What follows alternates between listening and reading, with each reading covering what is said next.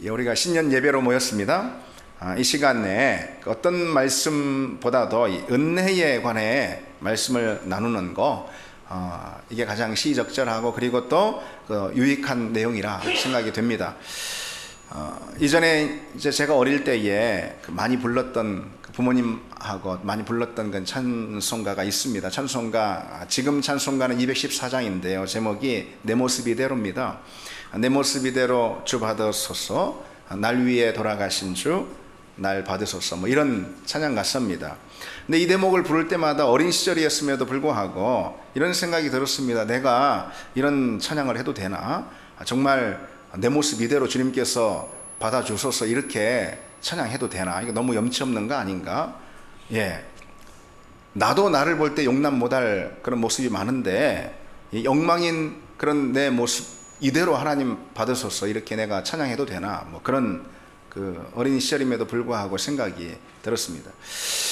그래서 이 찬양은 굉장히 양심을 찌르는 그런 찬양이 됐었습니다.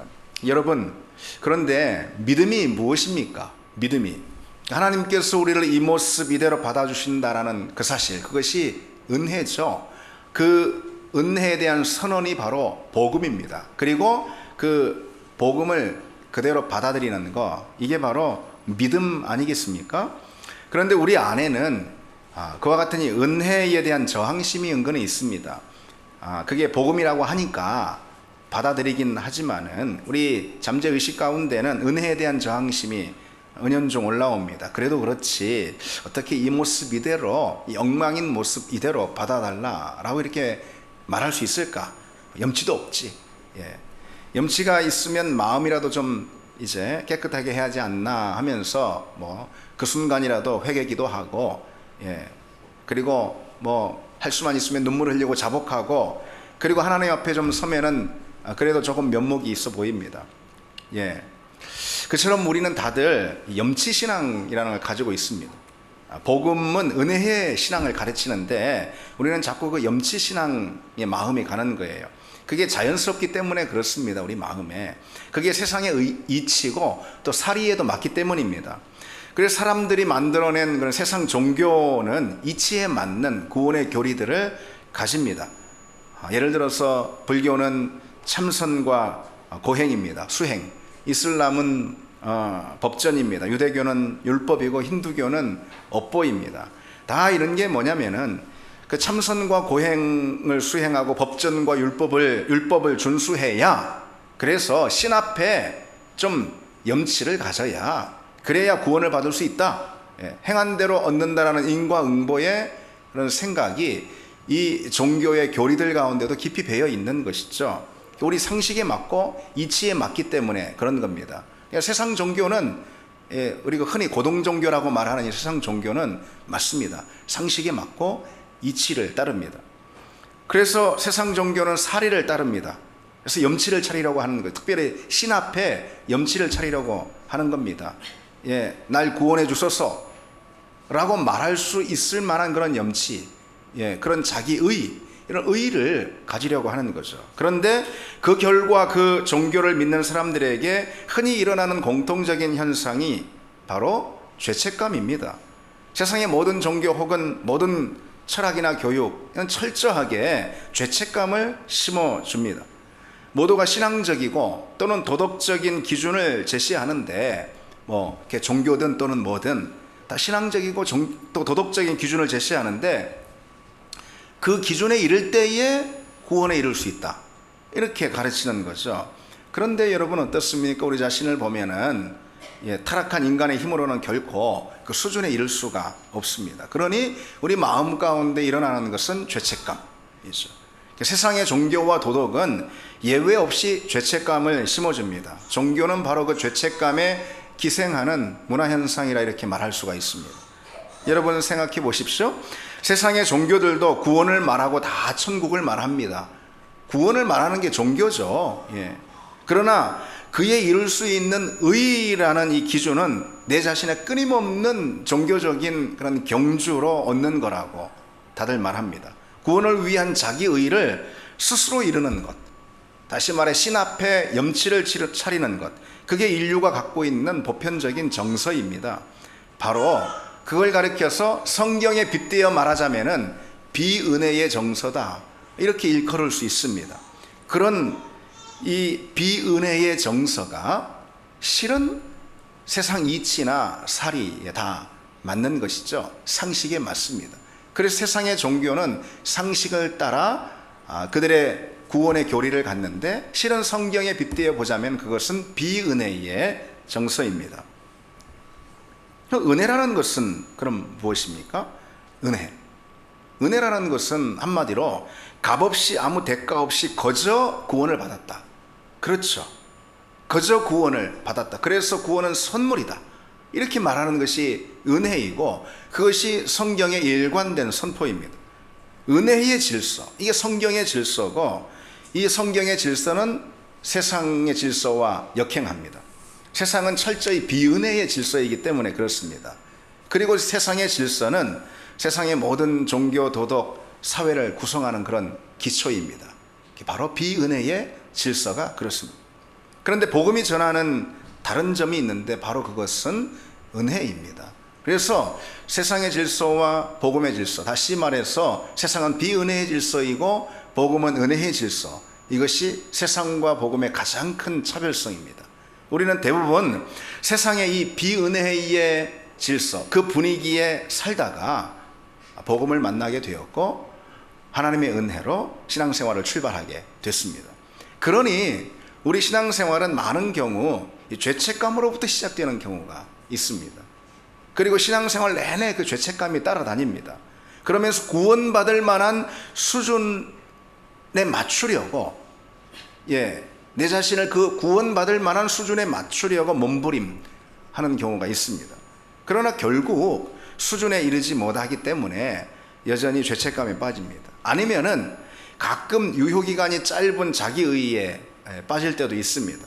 그러나 그런 자기의의는 기껏해야 신앙생활의 작은 실수들을 스스로 정죄해야 하는 그 순간 금방 깨지고 맙니다.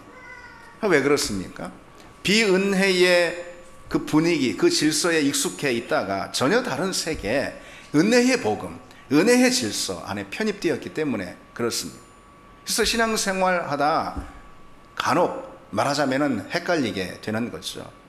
자기 자신도 받아들일 수 없는데, 이 엉망인 내 자신, 죄 많은, 허물 많은 내 자신을 하나님이 과연 받으실까? 그래서 그것이 죄책감으로 계속해서 이어진다라는 거죠. 하나님이 주시는 은혜의 해방과 자유를 우리가 놓치는 때가 참 많습니다. 어느 날 갑자기 더군다나 아무것도 내가 한 것 없이 은혜로 편입되었기 때문에 그런 거죠. 그래서 이 은혜라는 단어를 가장 많이 우리가 말하면서도, 맨날 은혜 그러잖아요. 가장 많이 말하면서도 이 은혜의 사건, 은혜의 질서, 은혜의 계산법에는 여전히 불편함을 느끼는 사람들이 바로 우리 그리스도인들입니다. 그러나 성경은 처음부터 끝까지 줄기차게 은혜를 선포하고 있습니다. 하나님의 나라는 은혜의 나라라는 거예요. 하나님의 나라는 은혜가 왕노릇하는 나라라는 겁니다. 곧 그 나라를 얻을 수 있는 길은 은혜 외에는 다른 길이 없다, 그거죠. 무엇인가 우리가 해서 얻은 게 아니라는 거죠. 은혜라는 것은 은혜로 그 나라를 얻고, 은혜로 우리가 복음을 누리고, 은혜로 구원을 얻는다라는 게 뭘 말하는 겁니까? 다시 말해서 그것은 뭔가 우리가 해서 얻는 게 아니라는 거죠. 하나님이 이미 다 하셨고 우리는 그저 값없이 얻었다라는 그런 말씀입니다. 물론 앞으로도 그 나라, 다시 말해 구원을 받기 위해 우리가 할 일은 없다. 우리가 할 일은 전혀 없다, 그거죠. 그저 구원을 받았다라는 사실을 받아들이는 것, 이것이 구원을 얻기 위한 전체 조건입니다. 아무것도 한 것이 없이 구원을 얻었다라는 사실을 받아들이는 그것을 가리켜 믿음이다 라고 말하는 겁니다. 그리고 앞으로도 내가 무엇을 해야 내게 주어진 구원이 유효하다 라는 것을 거부하는 것, 이것이 바로 믿음의 출발점입니다. 곧 구원은 오직 은혜 아래에 있다라는 이 사실, 그리스도께서 다 하셨고 그리스도께서 지금도 주장하시고 그리스도께서 마침내 내 구원을 이루실 것이다라는 이 사실. 그래서 모든 것은 내가 아닌 그리스도께서 하신다, 따라서 그것은 하나님의 은혜이다, 내 구원은 하나님의 은혜에 달려있다라고 믿는 것, 이것이 기독교 신앙의 가장 핵심입니다. 성경은 바로 그 은혜를 처음부터 끝까지 일관되게 말씀합니다. 성경의 첫 번째 심판과 그 심판에서 구원을 받은 사건, 그게 어떤 사건이고 누구입니까? 바로 홍수 사건이고 노아 아니겠습니까? 다른 사람들 다 심판을 받았는데 노아만 구원을 받았어요. 왜 그랬을까요? 왜 그랬습니까? 노아가 의로워서? 노아가 다른 사람들, 세상 사람들과는 달라서? 아니죠. 성경은 왜 노아만 구원을 받았는가 분명히 밝히고 있습니다. 창세기 6장 8절에 노아는 여호와께 은혜를 입었더라. 노아는 여호와께 은혜를 입었더라. 사실 노아도 홍수 심판을 면할 수 없는 사람이었습니다. 그러나 노아는 은혜를 얻었고 그 은혜로 구원을 받았습니다. 노아가 뭔가 해서가 아닌 하나님이 그에게 뭔가 하셨기에, 다시 말해 은혜를 주셨기에 구원을 받았다라는 거죠. 예수님이 십자가에 달리신 현장 한번 여러분 떠올려 보십시오. 한편 강도가 나오잖아요. 그 강도가 죽기 직전에 주님으로부터 어떤 말씀을 들었죠? 오직 오늘 네가 나와 함께 낙원에 이르리라. 구원을 들었습니다. 그는 죽기 직전에 구원을 받았어요. 그가 구원을 받기 위해 한 것이 뭐가 있습니까? 불행 중 다행으로 주님 곁에 옆에 십자가에 달린 것 외에는, 그건 주님은 의로움 가운데 십자가에 달리셨지만 우리 죄를 구원하시기 위해서 아마 이 한편 강도는 불의를 행했기 때문에 거기에 달렸지 않았겠습니까? 어쨌든 그가 한 다른 사람들과 다른 특별한 이유가 있다면 주님 곁에 그저 있었고 주님의 은혜를 받았다라는, 그 외에는 다른 사람들과 다른 게 하나도 없었죠.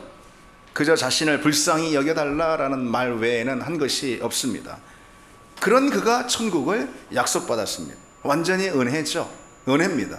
그런데 그 강도만 구원을 그처럼 은혜로 받았는가? 천만의 말씀이죠. 우리 모두가 구원을 받은 것은 은혜에 기초하고 있습니다. 성경의 이야기들은 구원에 대해서 한결같이 은혜를 강조하죠. 너희들이 한 것은 아무것도 없는데 거저 받았다. 이것이 은혜잖아요. 하나님은 성경을 통해서 바로 그 이야기를 하고 싶으신 것입니다. 그 이야기를 하고 싶으신 거예요. 아무 자격 없고 아무것도 한 것이 없고 아무것도 우리가 준비한 것이 없는데 우리에게 갑자기 덮친 사건, 이것이 바로 은혜의 사건이라는 겁니다. 우리에게 구원은 마치 한편 강도에게서처럼 갑작스럽게 뜻밖에 들이닥쳤습니다. 우리 역시 세상 사람들과 다를 것 없이 그저 살았습니다. 죄를 먹고 마시며 살았습니다. 나만 위해 살았습니다. 언제 우리가 하나님을 위해 산 적이 있습니까? 언제 우리가 구원을 위해서 뭔가 예비한 것이 있었습니까? 세상 사람들과 똑같이 우리는 세상 한복판에서 살았습니다. 그런데 유독 하나님이 나를 보시고 주목하셔서 하나님의 은혜로 우리 가운데 구원을 허락해 주셨습니다. 우리는 갑자기 은혜의 침공을 받은 겁니다. 어느 날 은혜가 우리를 덮쳤습니다. 우리는 그 은혜에 사로잡히게 되었습니다. 그리고 그때부터 구원과 하나님의 생명이 우리 인생을 다스리고 주장하게 된 거죠. 그래서 여러분, 내게 있어 모든 것이 은혜다. 모든 것이 은혜다. 특별히 구원의 사건만큼 우리 인생에서 가장 중요한 사건은 없잖아요. 우리 인생의 어떤 사건보다도 가장 중요한 건 구원의 사건이죠. 내게 있는 모든 것, 특별히 가장 중요한, 그리고 전부와도 같은 이 구원의 사건, 그것은 무엇으로 인한 것이죠? 은혜로 인한 것입니다. 그래서 여러분, 내 인생에 있어서 다 은혜입니다. 모든 것이 다 은혜입니다 라는 이 고백만큼 내 자신의 진실을 보여주는 것도 없습니다. 우리가 하나님의 은혜를 깊이 느낄 때 우리는 우리가 얼마나 자격 없는 사람들인가 알게 되고, 또 우리가 얼마나 큰 죄인인가 깨닫게 됩니다. 그리고 우리가 자격 없는 죄인임을 또 알 때, 고백할 때 우리에게 부어주신 하나님의 은혜가 또 얼마나 놀라운지도 새삼 깨닫게 됩니다. 그래서 은혜는 우리 가운데 있는 죄의 깊이를 보여주고, 또 한편 죄에 대한 자각은 은혜의 놀라움이 어떤가 깨닫게 해줍니다. 내가 정말 구제받을 수 없었던 죄인이라는 이 진실은 하나님께서 나에게 베푸신 은혜가 얼마나 놀라운지 뚜렷이 보여주는 것이죠. 그래서 기독교 상담가 레리 크랩이라는 사람이 나에 대한 진실에 충격을 받을 때 하나님의 은혜를 더 확실히 붙잡게 된다라고 말한 바 있습니다. 여러분, 정말 양심이 있다면, 양심이 있으시죠 우리가? 예. 정말 양심이 있다면 우리는 우리 자신을 잘 압니다. 우리가 얼마나 엉망인 존재고, 우리가 정말 구원이라는 것을 받을 수 없는 존재라는 것, 우리가 하나님께 나아갈 수 없는 존재라는 것, 우리 자신이 너무나도 잘 압니다. 바로 그 사실에 충격을 받을 때, 우리가 구원받을 수 없는 존재라는 그 사실에 우리는 충격받고 자각할 때 하나님의 은혜가 얼마나 놀라운지, 그와 같은 나를 향해 다가오신 하나님의 은혜, 그러나 나는 아무것도 한 것이 여전히 없는데도 불구하고 십자가의 사랑을 베푸시는 그 하나님의 은혜, 그 은혜가 얼마나 놀라운지 우리는 알게 됩니다. 내가 정말 죄인임을 깨달을 때 우리는 하나님의 은혜를 붙들 수밖에 없습니다. 더욱 붙들 수밖에 없습니다. 은혜 외에는 내게 필요한 것이 없다라는 고백, 은혜 외에는 내가 구할 것이 없다라는, 그리고 은혜가 주어졌다면, 하나님의 은혜가 주어졌다면 사실 내가 더 원할 것이 없을 만큼 감사하다라는 이 고백 있죠. 이 고백을 할 수밖에 없습니다. 그래서 은혜만큼 나의 진실을 보여주는 것이 없음을 믿습니다. 여러분 어떻습니까? 우리가 삶의 어두운 계곡을 걷고 있을 때, 아니면은 무의미의 허공을 헤매고 있을 때, 억눌렸던 못된 이 옛 죄의 충동들이 다시 꿈틀거릴 때 우리 안에서, 아니면은 악의 힘에 또다시 쉽게 무너져서 굴복할 때에, 아니면 죄 가운데 여전히 내가 허우적대고 있을 때에, 아니면 영적 침체에 깊이 빠져 있을 때에, 우리 흔한 일상의 일들 아니겠습니까? 그럴 때에 여러분 어떤 단어가 가장 먼저 절실하게, 아니 절박하게 떠오릅니까? 바로 은혜입니다. 은혜. 은혜는 그러한 우리의 모습이 그저 그대로 받아들여졌음을, 그 모습 그대로 받아들여졌음을 말하는 선언입니다. 믿음이라는 것은 바로 그 은혜를 수용하는 그런 태도입니다. 믿음은 다른 게 아닙니다. 믿음은 그래서 우리 안에서 일어나는 것이 아닙니다. 하나님이 내게 주신 은혜를 수용하는 태도, 이것이 바로 믿음입니다. 그런 점에서 그리스도인은 자신이 얼마나 형편없고 망가진 존재임을 알아야 합니다. 적어도 하나님의 구원의 빛, 십자가의 보혈에 비추어 봐서, 적어도 그것에 비추어 볼 때 내가 얼마나 형편없고 절대로 구원받을 수 없는 존재라는 이 사실을 우리는 볼 줄 알아야 합니다. 내가 구제받을 수 없는 그런 사람이라는, 그런 존재라는 사실, 형편없는 모습을 가진 사람이라는 이 사실, 적어도 세상 도덕이나 법에 의해서가 아니고 십자가 앞에 내 자신을 세울 때, 하나님의 사랑 앞에 내 자신을 세울 때 내가 얼마나 부족하고 철저히 죄된 존재인지 보는 사람들, 그것이 바로 우리 자신입니다. 그럼에도 불구하고 오직 하나님의 은혜가 그런 나의 연약함을 건지셨다라고 고백하는 것, 그게 바로 또 우리 아니겠습니까? 그래서 오직 은혜만을 구하고 그 은혜에 의해서 매사에 감사하고 또 하나님께 영광을 돌리는 사람들이 바로 우리 성도입니다. 진짜 믿음은 그리고 그것입니다. 은혜를 발견하고 은혜를 노래하고 은혜로 감격하고 그 은혜에 비춰봐서 내 자신이 얼마나 형편없는 존재인지, 그러나 그 은혜에 비춰봐서 내가 하나님 앞에 얼마나 존귀하고 값진 존재인지, 세상 그 무엇과도 바꿀 수 없는 그런 하나님 보실 때 가장 값지고 귀한 존재인지 깨닫는, 그게 바로 믿음입니다. 나를 보니 은혜 아니고선 설명할 길이 없을 때, 그때 믿음은 시작이 됩니다. 내 인생, 내 삶을 보니 은혜 아니고는 설명할 길이 없다. 그게 느껴질 때, 내 자신을 보니 가슴이 먹먹할 정도로 은혜라는 단어가 내 심장에 와 닿을 때, 그때 바로 우리의 믿음은, 기독교의 믿음은 출발이 됩니다. 오늘 바울의 고백을 보십시오. 내가 전에는 비방자여 박해자여 폭행자였으나 도리어 긍휼을 입었다, 이렇게 고백하죠. 특별히 바울의 이 디모데전서 고백은 바울이 다메섹에서 주님 앞에 고꾸라져 주님의 은혜 가운데 그가 회심하고 그리스도인이 된 다음, 그리고 사도가 된 다음, 아마 못해도 한 25년은 지난 다음에 하나님께 드린 고백일 것입니다. 이 디모데 전서는 바울 서신 중에서 가장 나중에 쓰인 서신들 가운데 하나거든요. 그래서 바울이 충분히 하나님을 섬기고 충분히 복음을 위해서 달려왔고 충분히 그가 헌신했고 그가 충분히 믿음의 성숙을 이뤘다라고 우리가 볼 때 생각될 만한 그런 시기에 바로 이 고백을 바울이 드리고 있다는 점, 우리가 좀 그 점을 염두에 둬야 할 것입니다. 오늘 바울이 뭐라고 고백하죠? 내가 전에는 비방자여 박해자여 폭행자였으나 도리어 뭐라고요? 긍휼을 입었다. 긍휼을 입었다. 그것은 우리 주의 은혜가 그리스도 예수 안에 있는 믿음과 사랑과 함께 넘치도록 풍성하였기 때문에, 내가 긍휼을 입은 것은, 내가 하나님으로부터 자비를 얻은 것은, 그래서 건짐과 구원을 받은 것은 바로 우리 주 예수 그리스도의 은혜가 내게 풍성했기 때문에 그렇다라고 고백하고 있죠. 바울은 또한 내가 죄인 중에 괴수다 그랬습니다. 내가 죄인 중에 괴수나 그러나 긍휼을 입은 까닭이 있는데, 그것은 그리스도께서 내게 일체 오래 참으심을 보였기 때문이다. 바로 은혜 아니고 무엇이겠습니까? 더욱이 하나님은 복음에 대한 비방자와 박해자인 그 바울, 죄인 중에 괴수인 그 바울을 불러서 영광스러운 직분까지 맡기셨다. 나를 충성되이 여겨 영광스러운 직분을 맡기셨다. 이렇게 고백하고, 바로 은혜를 오늘 바울은 노래하고 있습니다. 특별히 자기 자신에게 임한 은혜를 노래하며 고백하고 간증합니다. 여러분, 우리 역시 바울은 신앙생활 한지 적어도 20년, 25년 후에 이 고백을 하는데 한 번 했을까요? 천만의 말씀이죠.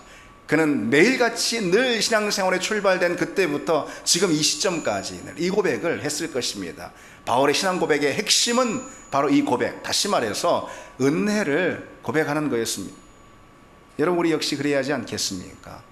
바울도 자기 자신의 간증으로 하나님의 은혜를 고백했듯이 우리 역시 우리의 간증으로 하나님을, 특별히 하나님의 은혜를 노래하는 우리가 되기를 원합니다. 바울은 자기 자신을 돌아볼 때 죄인 중에 괴수였던 자기 자신, 그러나 이처럼 영광스러운 직분을 맡기신 지금의 이 자리를 볼 때 은혜 아니면 도저히 자기 인생을 설명할 길이 없었던 것이죠.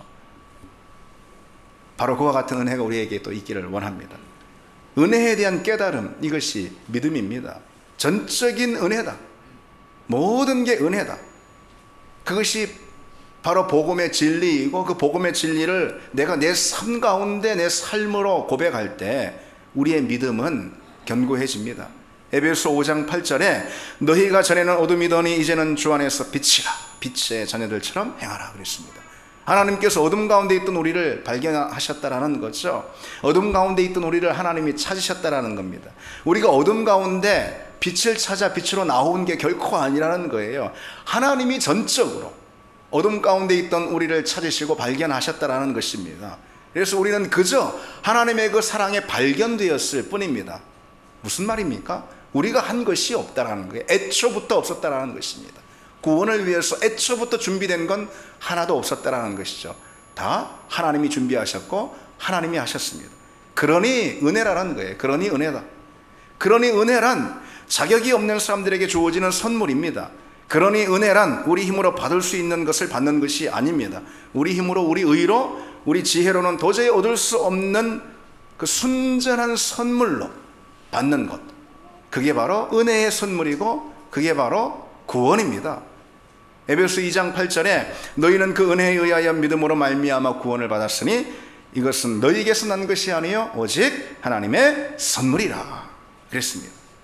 복음은 바로 그 은혜를 선포함으로 구원을 위한 우리의 모든 노력과 실천과 종교적인 열심을 다 좌절시킵니다. 오직 그리고 하나님의 일하심만 드러나게 하고 높입니다. 단지 은혜를 진정으로 체험한 사람은 자발적인 순종을 보입니다. 여기 바로 신앙의 책임성이라는 것이 분명 있습니다. 당연히 중요합니다. 신앙의 책임성이라는 것. 물론 그 책임성은 구원을 이루는 그런 요소가 되진 않습니다. 여타의 다른 종교들처럼 은혜에 대한 마땅한 응답으로서의 책임성일 뿐입니다. 그리고 더욱이 하나님을 향한 책임적 응답의 과정과 그를 위한 노력과 열심마저도 다 하나님의 은혜로 된 것입니다. 만약 내가 구원받은 이후에 그 구원에 대한 응답으로서 헌신하고 수고하고 땀 흘리고 심지어 순교까지, 이 초기 교회에는 순교까지 했다 하더라도 그것은 내 의지나 내 힘으로 한 것이 아닙니다. 따라서 그것은 내가 자랑할 것이 아닙니다. 오직 하나님의 다 은혜로 된 것입니다. 이 고백이라는 것이죠. 모든 게 은혜라는 것이 바로 그런 말입니다. 자신의 노력과 열정이 신앙적인 어떤 행위가 있다 하더라도 그 모든 행위는 사실 하나님의 은혜로우신 손길로 주어진 결과다라는 거죠. 그래서 바울이 그 유명한 고백을 하죠. 내가 나된 것은 하나님의 은혜로 된 것이니 내게 주신 그 은혜가 헛되지 아니하여 내가 모든 사도보다 더 많이 수고하였으나 내가 한 것이 아니요 오직 나와 함께한 하나님의 뭐라고요? 은혜라. 그것이 성경이 말하는 은혜입니다. 모든 것이 은혜로 값없이 주어진 것이라는 이 사실을 기억하라. 다 은혜다. 구원받은 것도, 하나님의 자녀가 된 것도, 멸망에 이르지 않은 것도, 천국을 소유한 것도, 그리고 또 한편 내가 이처럼 하나님을 향한 사랑과 열심을, 수고를 갖게 된 것도 다 하나님의 은혜입니다. 하나님의 은혜입니다. 나의 나됨은 하나님의 은혜입니다. 여러분, 그 고백이 올 한 해 우리 하루하루의 삶을 이끌어가고 또 우리 마음을 주장하기를 원합니다. 이제 신년 예배를 드리고 있는 이때에 가장 우리에게 필요한 말씀의 내용이 은혜다라는 생각을 저는 하게 되었습니다. 이 은혜가 우리 삶을 주장하고 우리 마음을 이끌어가기를 원합니다. 그렇게 은혜를 입은, 또 은혜에 대한 고백을 주님 앞에 드리는 우리는 이제 은혜의 눈을, 새로운 눈을 갖게 되는데 바로 은혜의 눈을 갖게 됩니다. 은혜를 입은 우리 그리스도인들은 눈이 달라진다. 다른 말로 태도가 달라진다, 이런 뜻입니다. 은혜의 눈과 은혜의 태도를 갖습니다. 우리는 그 은혜의 눈으로 모든 것을 보게 되고 모든 것을 고백하게 됩니다. 그 은혜의 눈이라는 것은 특별히 4가지 태도로 말씀드릴 수 있습니다. 여러분, 한 해 동안 그 점을 좀 마음에 새겨두시기 바랍니다. 첫째로, 은혜 받은 우리는 우리 눈이 달라요. 우리 태도가 다르다, 이런 거예요. 특별히 은혜의 눈으로 내 자신을 바라봐야 해요. 내 자신을 은혜의 눈으로. 그러면 어떻겠습니까? 은혜의 눈으로 내 자신을 보면은 겸손할 수밖에 없습니다. 로마서 3장 27절에 그런즉 자랑할 때가 어디 있느냐? 있을 수 없다 그랬습니다. 겸손, 뭘 해도 특별히 하나님을 향한 어떤 걸 내가 드렸다 하더라도, 내 삶에 어떤 의의를 내가 행했다 하더라도 자랑할 것이 없다. 겸손해야 된다, 이것이죠. 겸손은 실은 여러분 대단한 것이 아닙니다. 이 은혜를 발견하고 은혜에 눈뜬 사람, 이 사람은 겸손이 이 사람에게 대단한 것은 아니에요. 그리스도인들에게 너무 당연한 태도입니다. 은혜를 아는 사람은 겸손할 수밖에 없어요. 내 모든 것이 다 은혜라는 사실을 알 때에 우리는 겸손이라는 반응이 그냥 나오는 거 아니겠습니까? 내 인생에서 의미 있고 가치 있는 모든 것들 사실 다 은혜로 주어진 선물이다. 이거 아는 순간 우리는 결코 우리 자신을 높일 수가 없을 것입니다. 은혜의 눈을 갖고 우리 자신을 볼 때 우리는 겸손하게 됩니다. 한 해 동안 그와 같은 믿음의 고백들이 있기를 원합니다. 겸손의 고백이죠. 둘째로, 은혜의 눈으로 그럼 타인을 바라볼 때 어떤 일이 있겠습니까? 용서할 수밖에 없습니다. 은혜의 눈으로 타인을 볼 때, 여러분, 내가 주님 말씀하신 대로 내가 10,000달란트 빚 탕감을 받았는데 어찌 나한테 100데나리온 빚지는 사람의 빚을 받아내려 할 수 있겠냐라는 것이죠. 용서는 다른 사람에 대한 나의 어떤 대단한 호의가 아닙니다. 내가 하나님께 용서를 받았기에 용서하는 것이 마땅할 뿐인 것입니다. 물론 용서는 언제나 말보다 힘듭니다. 그런데 왜 어렵습니까? 가만 생각해 보십시오.